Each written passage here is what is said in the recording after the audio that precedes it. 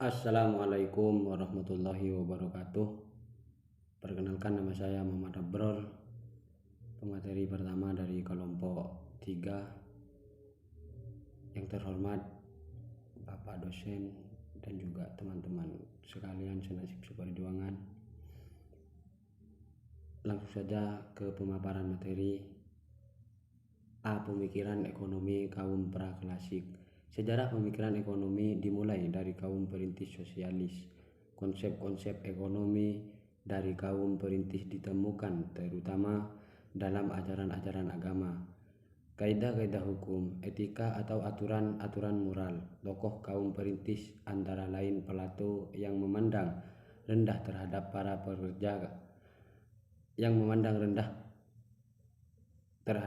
para pekerja, kasar dan mereka yang mengajar kekayaan. Aristoteles sebagai tokoh kaum perintis, konsep pemikiran ekonominya didasarkan pada konsep pengelolaan rumah tangga yang baik melalui tukar-menukar. Aristoteles lah yang membedakan dua macam nilai barang, yaitu nilai guna dan nilai tukar. Thomas Aquinas 1225-1274, seorang filosof dan tokoh pemikir ekonomi pada abad pertengahan, mengemukakan tentang konsep keadilan yang dibagi dua menjadi keadilan distributif dan keadilan kompensasi. Dengan menegakkan hukum Tuhan, maka dalam jual beli harus dilakukan dengan harga yang adil (jaspres), sedang bunga uang adalah riba. Sekian dari saya, itulah pemaparan materi. Kurang lebihnya mohon maaf. Billahi taufiq wal hidayah. Assalamualaikum warahmatullahi wabarakatuh.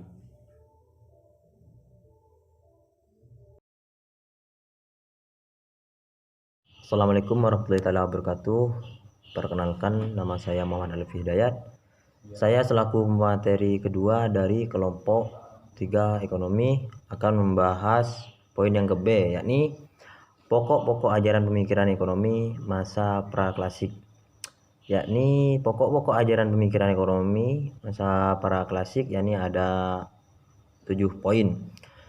Yang mana poin yang pertama, emas dan perak merupakan bentuk kekayaan yang paling disukai negara, membutuhkan kenaikan kekayaan pendudukannya sehingga pajak dapat dipungut untuk memelihara birokrasi dan militer. Di samping itu, negara dalam meningkatkan kekayaannya melibatkan diri dalam perdagangan dan industri. Dalam pemikiran kaum rendah otomatis akan mendorong ekspor. Poin yang kedua, nasionalisme. Nasionalisme yang dimaksud dalam pemikiran merkantilisme adalah rasa cinta terhadap bangsanya dengan melakukan segala upaya untuk meningkatkan pendapatan bangsanya sendiri dengan menaikkan ekspor ke negara lain. Namun, kekeliruan yang dilakukan oleh mazhab merkantilisme ini adalah memikirkannya tentang berbagai cara untuk meningkatkan sumber daya negaranya meskipun dengan merugikan negara lain. Poin yang ketiga, kebijaksanaan ekspor impor. Kaum merkantilis berpendapat bahwa cara untuk meningkatkan sumber daya hanya dapat dilakukan dengan meningkatkan ekspor, mencegah impor. Kebijakan ini tergambarkan dari beberapa kebijakan terkait dengan pembelian monopoli, proteksi dan subsidi pada industri yang bergerak di dalam negeri. Poin yang keempat, kolonisasi dan monopolasi. Perdagangan kolonial, pemikiran mekanisme pada kenyataannya telah mendorong kolonisasi yang dilakukan oleh negara-negara kapitalisme yang secara agresif mengumpulkan kekayaannya dari negara yang dijajahnya dan terus berupaya agar negara jalannya secara abad tergantung dan tunduk pada negara induk. Poin yang kelima, penentangan atas bea atau pajak dan restriksi terhadap gerakan mobilitas barang. Pemikiran ini berdasarkan pada alasan bahwa ketika pajak dan bea dinaikkan, maka akan menaikkan harga ekspor yang pada akhirnya menghalangi masuknya logam mulia. Cukup itu penjelasan dari saya. Poin yang ke-6 dan yang ke-7 akan dibahas oleh pemateri yang ketiga. Terima kasih. Apabila ada kesalahan mohon maaf. Wassalamualaikum warahmatullahi wabarakatuh.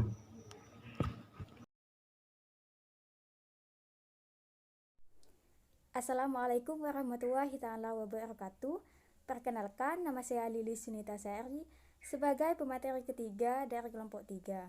Baik, saya di sini akan melanjutkan pembahasan di poin yang ke-B di bagian nomor 6, yaitu tentang pemerintahan pusat yang kuat. Pemikiran-pemikiran mazhab merkantilisme hanya dapat dilakukan dengan kekuatan pemerintahan yang sangat besar. Hal ini dilakukan karena para pejabat negara dalam pemerintahannya akan terus berupaya menggerakkan kekuatan militernya untuk memperoleh koloni-koloni baru dan memperoleh sumber daya di daerah-daerah koloni tersebut. Bagian yang ke-7 yaitu tentang kebijaksanaan kependudukan. Kaum merkantilis menganggap bahwasannya jumlah penduduk yang sangat banyak dan juga sangat mampu bekerja keras untuk menjadi pendukung utama dalam kemajuan perekonomian. Selanjutnya di poin ke-C yaitu tentang macam-macam pemikiran ekonomi masa praklasik. Di sini macam-macamnya dibagi menjadi 4. Yang pertama, Yunani kuno, yang kedua, kaum skolastik, yang ketiga, era merkantilisme, dan yang keempat, mazhab fisiokratis. Baik, poin yang pertama yaitu tentang Yunani kuno. Pada masa Yunani kuno, Plato dan Aristoteles melakukan pembahasan tentang ekonomi sebagai bagian dari ilmu filsafat, yaitu filsafat moral. Sampai pada akhirnya, Xenophon yang juga filsuf Yunani menyebutkan istilah ekonomi yang merupakan gabungan dari dua kata, yaitu oikos dan nomos, yang artinya itu adalah pengaturan dan pengelolaan rumah tangga. Sebenarnya Xenophon bukanlah ahli ekonomi, melainkan dia itu adalah ahli pariwisata. Dalam karyanya, beliau adalah On the Man of Improving the Review of the State of Eden. Dia itu menjelaskan bahwasannya tentang keindahan dari negara Athena yang bisa dimanfaatkan untuk meningkatkan pendapatan negara. Mungkin sekian penjelasan dari saya, kurang lebihnya saya mohon maaf. Assalamualaikum warahmatullahi wabarakatuh.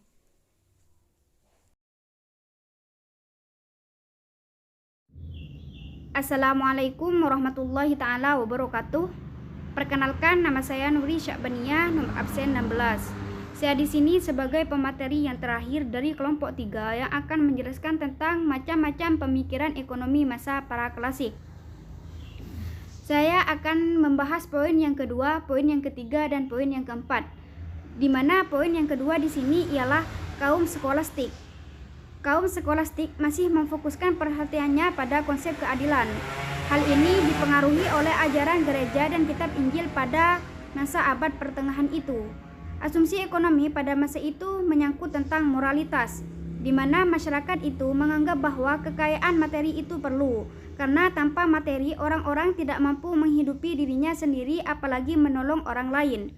Poin yang ketiga di sini ialah era merkantilisme. Pada era ini, perdagangan itu atau perdagangan internasional dianggap sebagai sumber utama kekayaan negara yang berupa surplus, di mana uang dari hasil surplus itu merupakan sumber kekuasaan.